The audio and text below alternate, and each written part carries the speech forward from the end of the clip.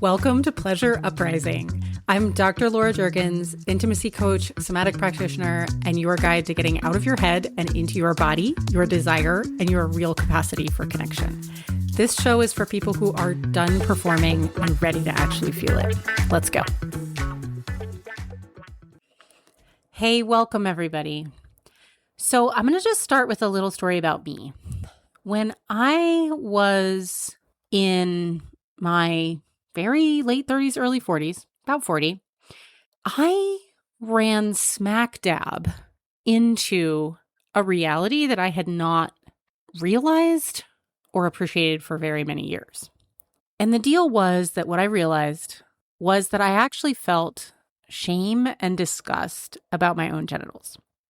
And I had been carrying, when I tracked it back, what I realized was I had been carrying these like school bullies words about my body and about female genitals in general around in my head for more than 30 years. And I'd internalized this idea that my own vulva was something gross or unacceptable, shameful. And frankly, I just didn't even know that. I didn't even acknowledge this to myself until I started really trying to discover and reclaim my own sexuality on my own terms. And I ran this just smacked me in the face, because when I started to really be present with my own body, what I realized was that I felt shame.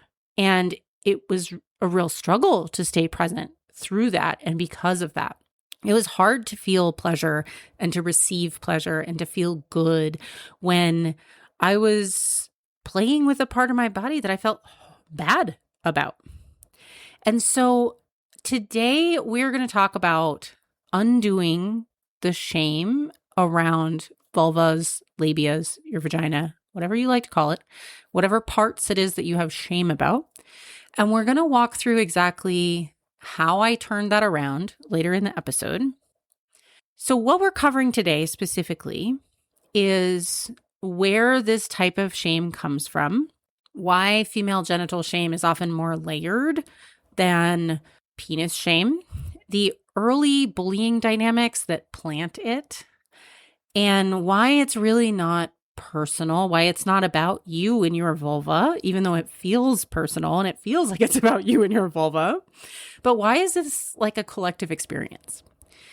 And because it is. And a lot of times we're not talking about it, so we really feel like it's ours and it's ours alone, but that is absolutely not true. I can tell you from my professional experience that I work with tons of women who have this.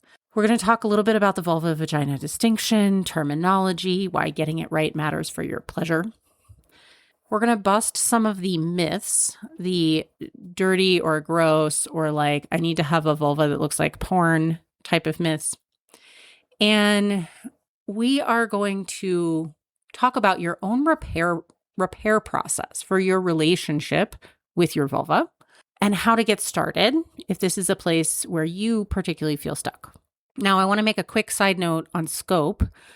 This episode is specifically addressing the issues related for cis women.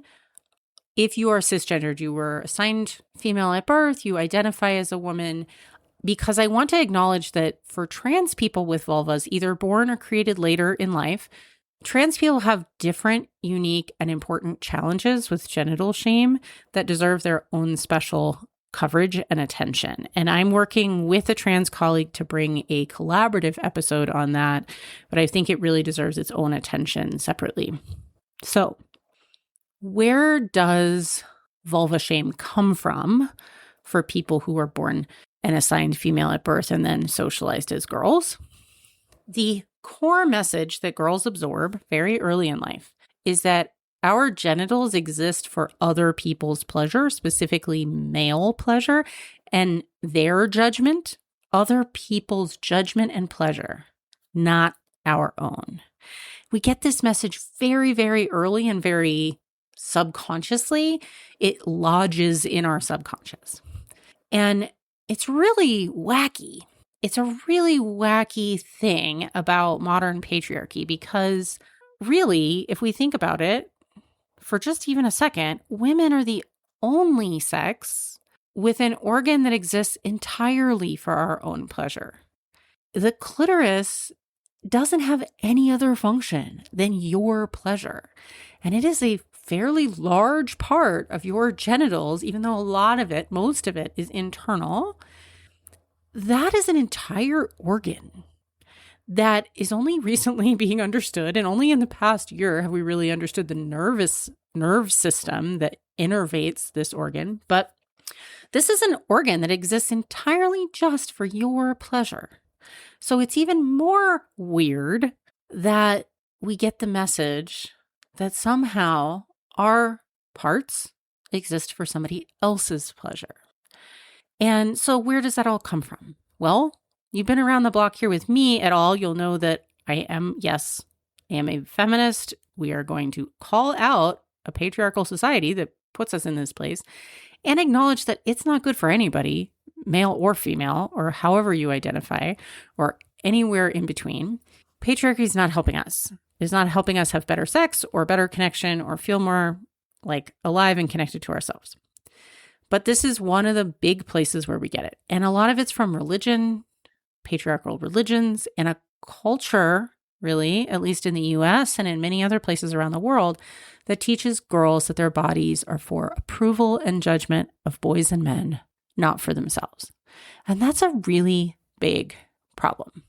And the consequence is that as we grow up, girls and women skew very hard towards over-prioritizing other people's comfort and pleasure while ignoring their own. And this can lead to kind of almost exiling your own body parts, even the ones designed to give you pleasure, and feeling like they're not acceptable and they're not okay, and that you don't have a right to have a positive, loving relationship with them. On top of that, then we get this like dirty myth, which is a total myth. The vagina is absolutely a normal, clean, it's just absurd. It's like looking at plants and calling flowers dirty. Flowers are the reproductive organs of flowering plants. That's very normal. Nobody calls a flower's reproductive parts dirty. And a vulva is just a reproductive part of a mammal. And just the same way that a mouth or nose serves its own necessary function and has normal secretions and things like that, there is nothing wrong with a vulva. And there's nothing dirty about it. In fact, it's a self-cleaning organ. And there's nothing more shameful about a vulva than there is about having a mouth or a nose. But what happens early on in our lives, a lot of times right around middle school, but sometimes even earlier, simply being a girl in the world, you will be body shamed.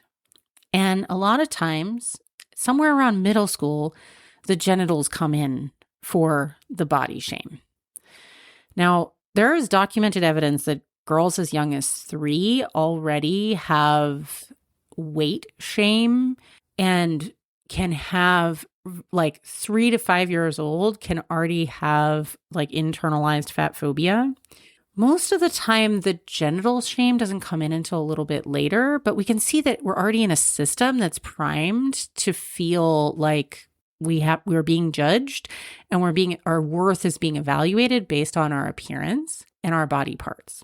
Now, add to this, around middle school, the sort of discovery of genitalia, and we discover it very early in life. You discover it, most little toddlers are already playing with themselves. But sexuality is interesting in humans. It kind of comes out really early in childhood and toddlerhood, and then it kind of goes dormant a little bit for a few years, and then it tends to come back right around, early middle school kind of times. But a lot of kids who are 3 to 7 years old are masturbating, and that's totally normal. And, I like to say there's a reason that your hands reach your genitals, like it's for good times, right? So we know that kids can be sexually active with themselves earlier on, sometimes with each other, exploration, but a lot of times the public shaming starts really hard in middle school. And around middle school, we get this dynamic where boys learn that they can get social credit by targeting girls' bodies for ridicule. And that when they feel insecure, themselves, when boys feel insecure, a way to make other boys laugh is to put girls down and have this other be a target. And it's a really early case of just what we call othering people, making somebody who's different, making them a target for you to feel included in a group. And it makes, by shaming girls, it makes the boy doing it feel included with other boys. And so it's a tool for insecure little boys. And adults tend to tolerate it a lot more than we should, and we often don't even hear it or see it. And boys aren't taught better or held to account most of the time. And so a lot of what happens is you've got grown women like me, like I used to be, walking around with a middle school boy's voice in their head that has been so internalized that it now sounds like our own. And whatever they said to you, whatever they called you, whatever they said about your genitals, and gosh, there's so many things. I'd be really curious to hear what you heard. I heard all kinds of things that girls were smelly and girls' genitals were smelly, and there was just a lot of negative talk and put downs around that. And what I want to know is, do you really want to let a kid who knew nothing about female genitals, a clueless, insecure little boy who'd never seen one, never knew what they were for, didn't understand anything about them, decide how you feel about your body? So if you are one of the many, many, many millions of women who've had this experience where you internalized genital shame from an early age, and maybe it didn't happen to you early on, maybe it happened later on in your life. For some women, it happens when they first become sexually active. They maybe have new ignorant partners who don't know what to do with these new parts and who put them down for that reason. Or maybe they have had only exposure to porn and not to real women. And so they're, comparing something that they have no idea about, right? Wherever you got it, do you want to let those people decide how you feel about your body? Generally, most of us, the answer is hell no. And so, the same kind of thing happened to me in high school with my face, actually. And there was this boy who was a senior, and I had a crush on him. And it was this whole thing. Basically, the long story short, the TLDR version is that he told everybody that he would fuck me if I had a bag over my head. And I decided in that moment that my face was ugly. And then I carried around that internalized judgment of myself for the next several decades, until I finally realized, you know what? Maybe I shouldn't let a high school douchebag decide how I actually feel about my face. I just want to illustrate that these moments, just little tiny moments, one comment somewhere where you felt othered, where you felt shamed, they can run unquestioned behind the scenes and really impact the way we feel about ourselves. And it's really worth taking a moment and taking an inventory about, if you can remember what happened to you and who said it, and think about, do you want to let that person decide how you feel about the parts that are designed to give you pleasure? So my hope is that your answer is no. So if our answer collectively is no, fuck no, fuck them all, that's kind of how I feel about it. Let's not do that to ourselves anymore, right? Then what next, right? Well, one of the things that we need to do is we need to start looking at what's really true and what we've inadvertently assumed is true from some of the myths, the cultural myths, or the bullying or whatever it was that happened to us. We need to separate out how our brain made meaning there versus reality. And so one thing that we can look at is that dirty or gross, right, is a choice, not a fact. There is nothing inherently dirty about genitals any more than a mouth or nose. If you never wash the outside, then, you might have some dirt accumulate there, the inside of your vagina and your vulva is not going to be dirty because it is self-cleaning. Yay. So this idea is of clean versus dirty. This is a choice. It's a belief that you may have been handed somewhere along the way. If you hold that one, I want to encourage you to notice that it's not a fact that you discovered. It's a mistaken belief. And that means it's optional and you can decide to change your mind. But you might have, now remember, you've thought that a million times. If that's something that's installed in your brain, you've run that program a lot of times. It's got a lot of practice. So you're going to have to counteract it a lot of times in order to reinstall a new belief. And a belief, remember, is just a thought that you have practiced many, many times. It just means you've thought it so many times that it feels true. So you're going to have to practice actually believing that your vulva is perfectly clean. Yay. Number 2, another myth that we want to start busting is, porn vulvas are not real world vulvas. They do not represent the diversity of real world lady parts. What people see in porn is this very narrow curated look that is not representative of real anatomy, real arousal, or real diversity of women. It's like, imagine if all you saw on TV were people with like those turned up little noses. And eventually you start to think that that's the way all noses, quote unquote, should look, because those are the people who are like doing stuff in the world, right? Those are the people you're seeing represented. Those people must somehow be more worthy. So therefore we should all have these turned up little noses. Personally, it's not my favorite nose style, but hey, maybe I would be my favorite nose style if that's all I saw for my whole life. Well, porn is a lot like that when it comes to vulvas. They have a very specific type of vulva that they have like shown in porn over and over and over again. Really rare unless you're watching some other like specific types of porn that have more inclusive female anatomy. You're only going to see this really narrow curated look. Now look, real vulvas vary enormously, just like people's facial features, just like noses. There's all kinds of beautiful shapes of noses out there. It doesn't have to be one shape of nose, right?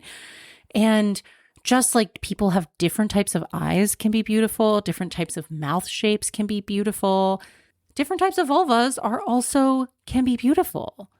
And there's a lot of variation in the length and shape of both inner and outer labia, in the symmetry, in the asymmetry. I personally have an asymmetrical haircut. I love it. Have asymmetrical labia. Love them too.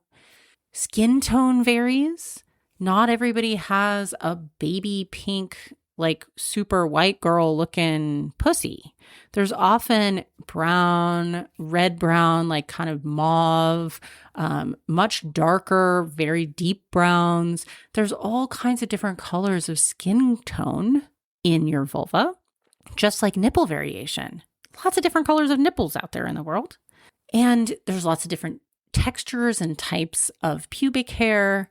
It is only really prepubescent people that have no pubic hair naturally. So keep that in mind when you are comparing yourselves against whatever stereotypical vulva you think it should be. It is pretty normal for any adult woman to have pubic hair. That is part of adult women. And every version of vulvas is normal. There is no wrong shape. There are just lots and lots of variation.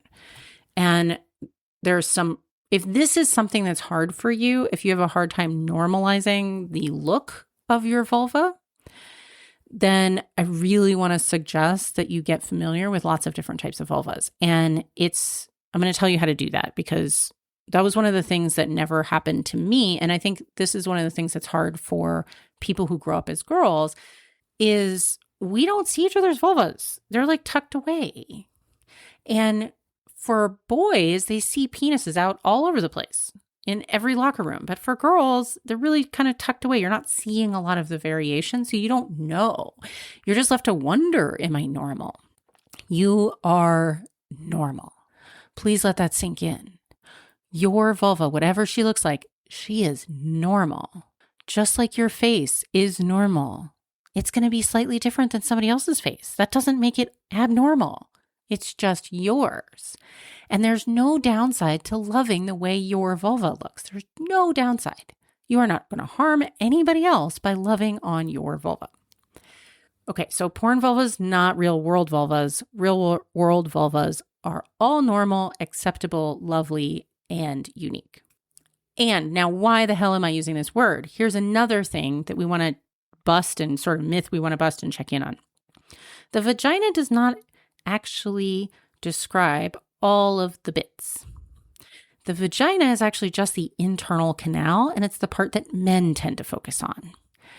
And because of that, because of misogyny and the orientation towards the way that men are thinking about women's parts, we have lost the focus on all the parts that actually give us pleasure and all of the beautiful complexity of this body part and our female genitalia.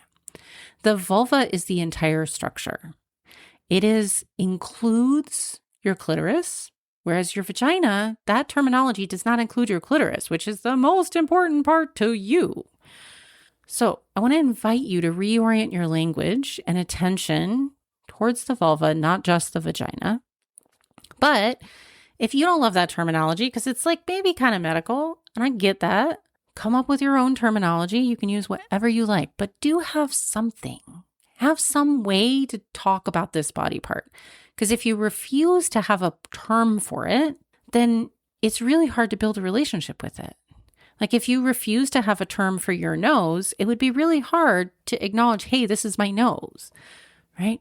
So we want to help you claim it and claim yours. You need to have some terminology. You can use pussy. You can use, if you want to borrow from, if you do not have any right to the Sanskrit terminology, then, it's your choice and your moral compass about whether you want to borrow terminology from another language and use yoni. I personally don't do that because I have no cultural relationship with Sanskrit. Pick whatever you like. Honey pot, vajayjay, whatever it is that you want. But I do encourage you to use the term vulva because it is more encompassing and more correct and includes all the bits that feel really nice to you. Okay. So reclaim whatever whatever it is that you want. You can name her a name. You could name it Thelma, whatever it is that you like. What I want to say is choose words that feel good to you, and the specific word matters less than just approaching your own genitalia with curiosity instead of judgment. So let's look at what is the repair process to repair your relationship with your genitals when it has been damaged? Because what happened? We first need to acknowledge, just like in any relationship repair, we need to acknowledge the hurt and the harm, the impact. So where you started may have been where I started, which was taunts from bullies at school, internalized as quote unquote facts, and then treating my own vulva as something gross. Did you do that too? Acknowledge whatever the hurts were. And I actually felt like it was really important for me to apologize. I went through a process where I really apologized and owned that I had been shaming this part of me, that I had been distancing myself from her, that I had not appreciated her fully and all that she could do for me, and that I really didn't want to do that moving forward. I really wanted to own the impact I had on this body part. And I feel like that helped me. I know it sounds a little woo, but I would throw it out there as a good idea to try and see how it feels to you. So the next step is for me, what I did was normalizing my vulva by exposing myself to a lot of different varieties of vulvas. So I sought out a wide range. I went to photo galleries. I'm going to link some of these resources in the show notes because there's some really great people doing there's some great projects out there, because this is so pervasive for women who are really doing a fantastic job, both with portraits of real vulvas and with drawings and watercolors, coffee table books. I mean, it's pretty awesome. So I want to link some of these wonderful artists and projects in the show notes so that you have access to them. Please share them with your friends. Please look at them a lot. Please start normalizing using some of these wonderful resources. But just like you look at variety in people's faces, eyes, and noses, you see that stuff on a day-to-day basis, but you don't see vulva variety. So this is a way to expose yourself to the actual variety of real human vulvas. The next step was, for me, doing some mirror work. Now, this is looking at your own and really trying to look with curiosity and not judgment. Notice color, shape, notice the different parts. Treat those details the way you'd treat eye shape or nose shape as just variation. And get curious and see like, hey, this is my human flower. Can I be down with it? Can we have a relationship where I approve of you? And then the next step was just step 4 here, was for me, what I did was I did a daily gratitude practice, like 2 minutes, just really brief each morning, just thanking my body for what she does. And I did this with all the different parts that I had shame around, but I did it for a while in particular with my vulva. And I really thanked her for the sensitivity, the pleasure, the orgasm, generally functioning, right? And building the relationship on appreciation instead of this like constant judgment or shame. And for me, the payoff of all these steps was that I can now take in and really fully believe that my body, exactly as it is, including my pussy, is lovely. I can take it in from a partner. I can even ask for it from a partner because I do like to receive that. But now I have a place for that to land. That validation is landing on a foundation now that I built myself. Because you can't really get from the outside, and we talk about this a lot on this podcast, but you can't receive from the outside what you won't give yourself first. You just won't have a landing place for it. It'll feel like a black hole. It doesn't register. It doesn't make any difference. But once you actually believe it, there will be a place for that to land, and you can actually take in appreciation. You can allow yourself to be looked at. You can allow yourself to be touched. You can allow more pleasure. You can allow more attention. You can allow more time, praise, whatever it is that you want there. And that is wonderful and pleasurable. You can allow more pleasure into your life from this body part that has so many nerve endings. It's made for your pleasure. The clitoris has more than double the nerve endings in an entire penis.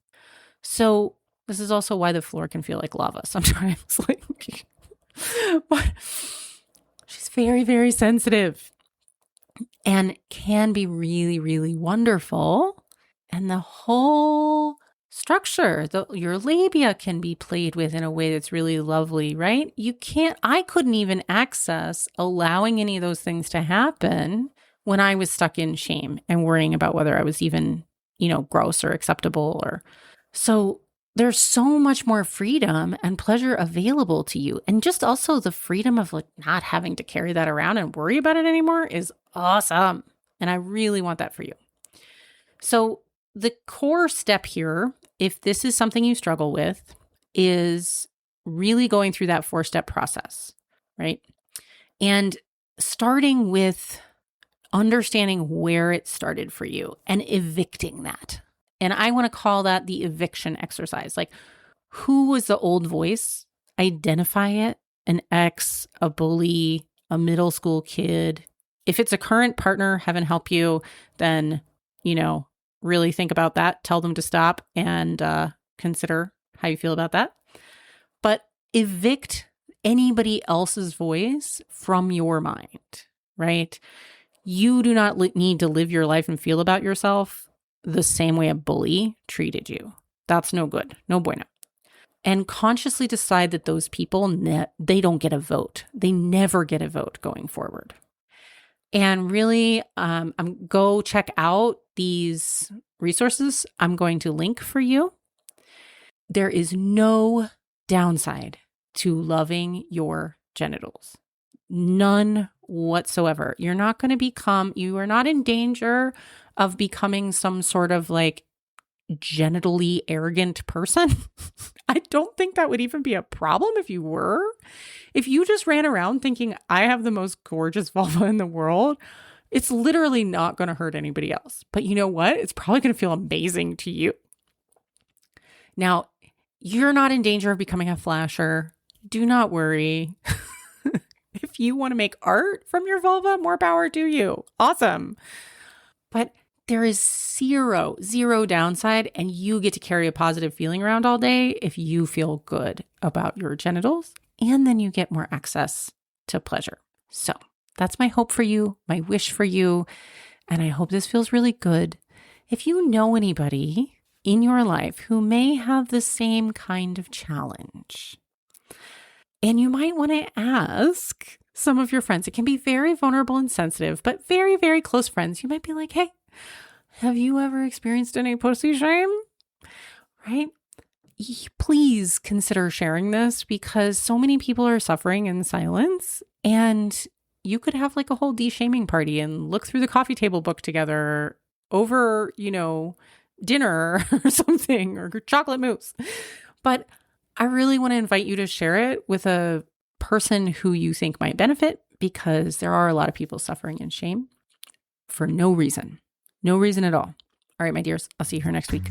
Hey, before you go, if you enjoyed this show, I want to invite you to check out one of my favorite things that I've ever created. It's a free guide called Get Out of Your Head, a starter guide to releasing the pressure, shame, and shoulds around intimacy. It has 4 reflection exercises that go deeper than anything you'll find in a typical freebie, and most people feel a shift just after part 1. So go grab it at laurajurgens.com/guide. The link is in the show notes.